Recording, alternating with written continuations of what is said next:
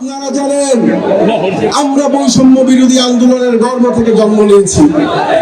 এই বৈষম্য বিরোধিতা মানে সকল ধরনের শোষণ, সকল ধরনের অসমতা, সকল ধরনের অন্যায্যতার বিরুদ্ধে লড়াই সংগ্রাম করা।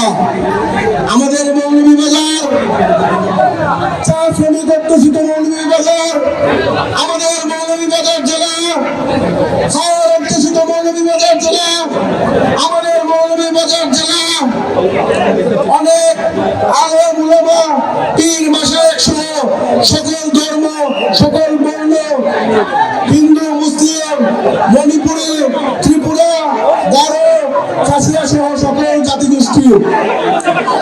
তাই আমরা বলতে চাই, আমরা আমাদের সর্বশক্তি দিয়ে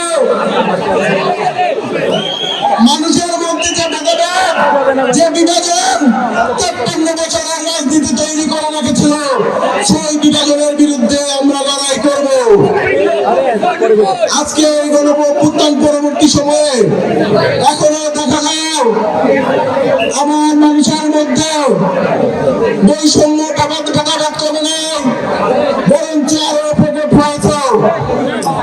এই কিছুদিন আগে আমাদের এই মৌলভীবাজার জেলার একটি চা বাগানে কয়েকজন শ্রমিক ওই কাঁচা তৈরিতে পড়ে মারা গিয়েছে।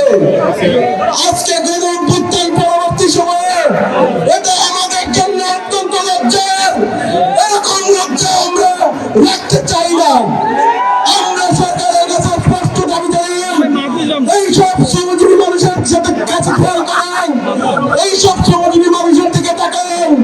যদি আপনারা এইসব শ্রমজীবী মানুষের দিকে না তাকান, আমরা রাজপথের মানুষ,